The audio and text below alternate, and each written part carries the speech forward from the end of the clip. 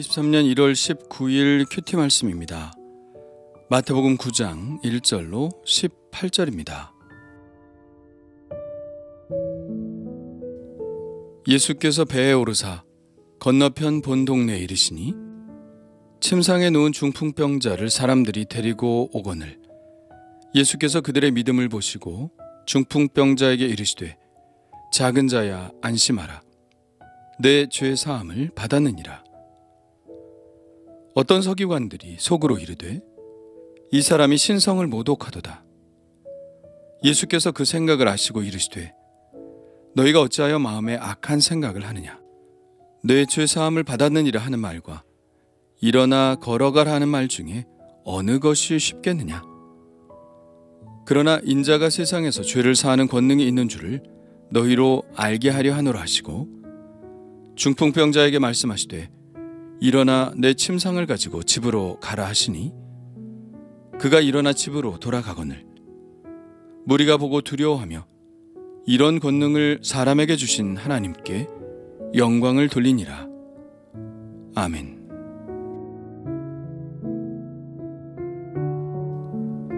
예수님은 가다라 지방에서 다시 배를 타고 본 동네에 이르셨습니다.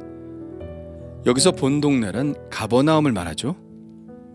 예수님이 다시 오셨다는 소식이 들려오자 각종 병자들이 몰려들었는데 그 중에는 중풍병자도 있었습니다. 중풍병자는 그 병이 너무 심하여 혼자 힘으로는 걸을 수 없었고 그저 침상에 누워 있을 수밖에 없었는데 사람들이 그를 불쌍히 여겨 침상채로 메어다가 예수님께로 데려왔습니다. 예수님께서는 여느 때처럼 믿음을 평가하시는데요. 이번에는 병자의 믿음이 아니라 병자를 침상채 메고 온 사람들의 믿음을 평가하셨습니다. 그들 안에 믿음이 있는 것을 보셨죠. 믿음은 그들이 가졌지만 혜택은 중풍병자가 보았습니다. 예수님은 중풍병자에게 말씀하셨습니다. 작은 자야 안심하라. 내 죄 사함을 받았느니라. 그런데 여기서 예수님은 왜 작은 자야 라고 부르셨을까요? 소자야 뭐 이런 뜻일까요? 듣는 사람에 따라서는 기분이 좀 상할 수도 있는 말인데요. 그런데 이 표현은 그렇게 신경을 쓰지 않아도 될 것 같습니다. 작은 자를 뜻하는 테크노는 연장자가 손 아랫사람을 다정하게 부를 때 쓰는 말입니다. 마태복음 7장 11절에서 너희가 악한 자라도 좋은 것을 자식에게 줄 줄 알거든 에서 자식이란 말도 테크논입니다. 그래서 모든 영어 성경은 이 작은 자를 son, 즉 아들이라고 번역했죠. 그러니까 여기서도 왜 이 사람을 작은 자라고 불렀을까 하고 곰곰이 묵상할 필요는 없습니다. 그저 아들아 안심하라 라고 말씀하신 것이니까요. 그것보다 우리가 더 깊게 생각해 보아야 할 것은 예수님의 다음 말씀입니다. 내 죄 사함을 받았느니라. 이 말씀이죠. 우리는 예수님이 죄를 사하시는 권세가 당연히 있으시니 별 거부감이 없습니다만 그 당시로 돌아가서 생각해 보면 이 말씀은 많은 사람들에게 걸림이 되었을 것입니다.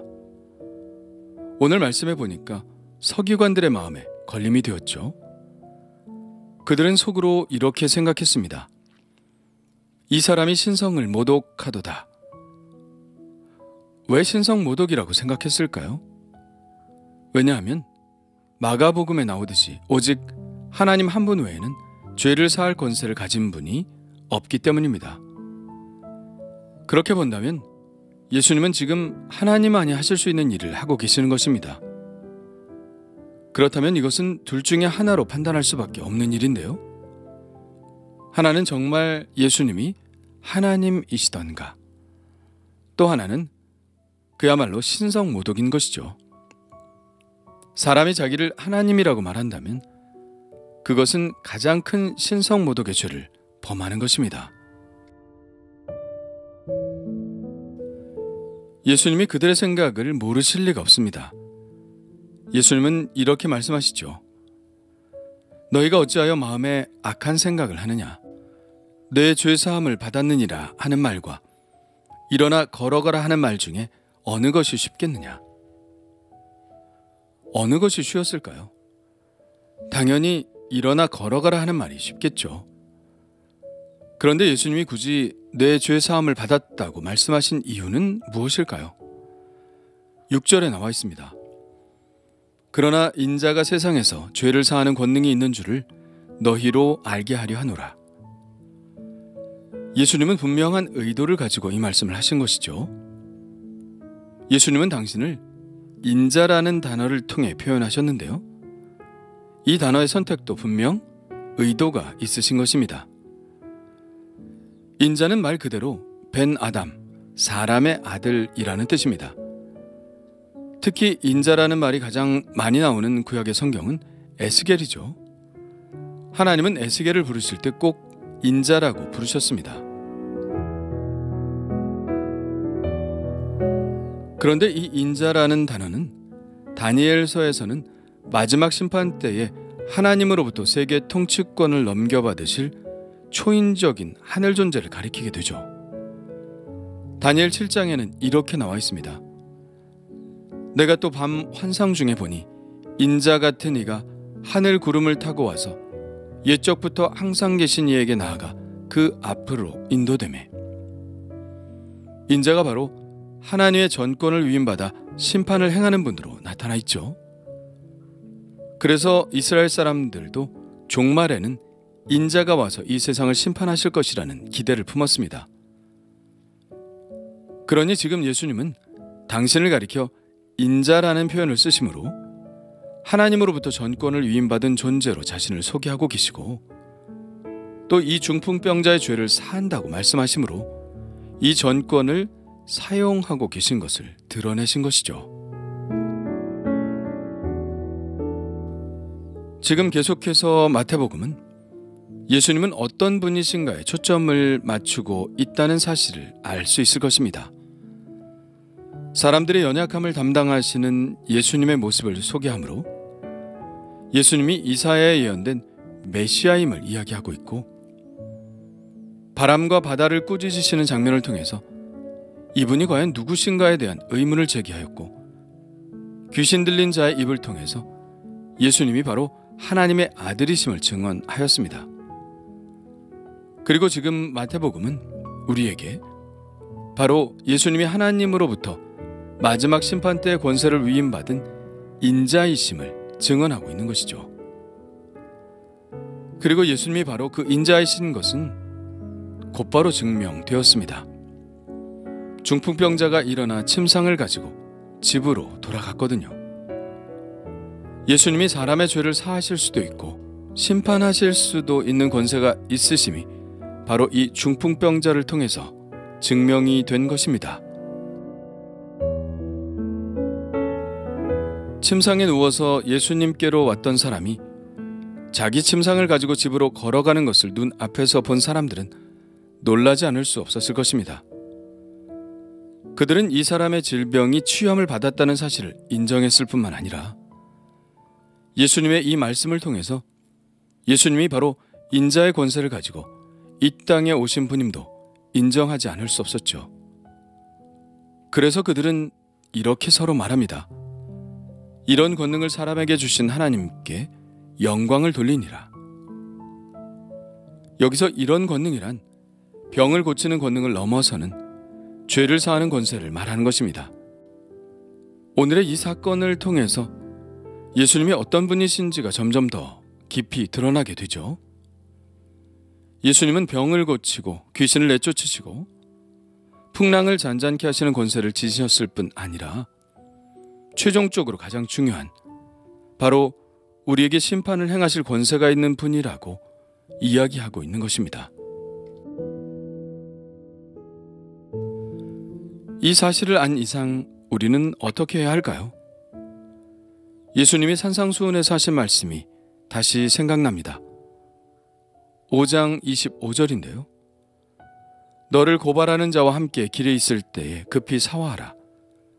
그 고발하는 자가 너를 재판관에게 내어주고 재판관이 옥리에게 내어주어 옥에 가둘까 염려하라. 예수님은 우리를 옥에 가두실 권세가 있는 재판장이십니다. 바로 심판주이시죠. 그런 예수님 앞에 가지 않으려면 우리는 어떻게 해야 할까요? 먼저 우리의 죄의 사함을 받아야 합니다. 하나님과 화해를 이루어야 합니다. 아직 시간이 있고 기회가 있을 때 우리의 죄의 문제를 해결받아야 합니다. 병 고침을 받는 것은 충분하지 않습니다. 우리의 영혼의 병을 치유받아야 하죠. 영혼의 병의 치유는 바로 죄의 문제를 해결하는 것입니다. 정말 다행인 것은 우리가 만난 예수님께서 우리의 죄와 허물을 용서하실 권세가 있는 분이라는 사실 때문입니다. 그가 찔림은 우리의 허물 때문이요, 그가 상함은 우리의 죄악 때문이라. 예, 그렇습니다. 예수님은 그 권세를 사용하시기 위해 먼저 자신이 심판을 받으셨습니다. 우리의 죄를 용서하시기 위해 심판을 먼저 받으신 것이죠. 그 십자가의 희생을 통해서 주님은 우리의 죄를 용서하실 권세를 획득하셨고, 우리가 이 중풍병자처럼 믿음을 가지고 주님께 나아갈 때 우리는 우리의 죄 용서함을 받을 수 있습니다. 주님이 굳이 죄사함을 받았다고 이야기하신 이유는 분명합니다. 우리의 문제는 몸의 질병의 문제가 본질적인 문제가 아니라 영혼의 문제가 본질적인 문제임을 분명히 꿰뚫어 보게 하시려고 이 말씀을 하신 것이죠. 그렇다면 나의 관심은 어디에 있나요? 나는 나의 현실적인 문제를 주님 앞으로 가지고 나오고 있나요? 그렇다면 나의 죄의 문제는 어떤가요? 그것이 더 심각하지 않나요? 먼저 나의 죄의 문제를 해결받아야 하지 않을까요? 이 말씀이 우리에게 꼭 필요한 말씀이지 않을까요? 사랑하는 자여, 내 영혼이 잘됨 같이 내가 범사에 잘되고 강건하기를 내가 간구하노라. 아멘.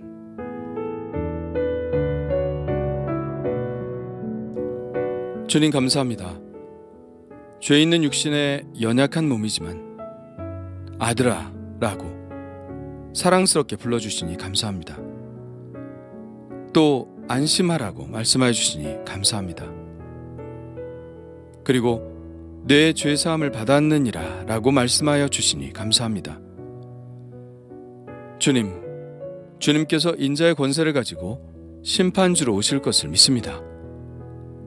여전히 죄로 인해 신음하는 저희들입니다. 늘 회개함으로 주님 앞에 엎드리게 하시고 주님의 권세를 믿고 죄사함의 확신을 가지고 일어나게 하여 주옵소서. 예수님의 이름으로 기도합니다. 아멘.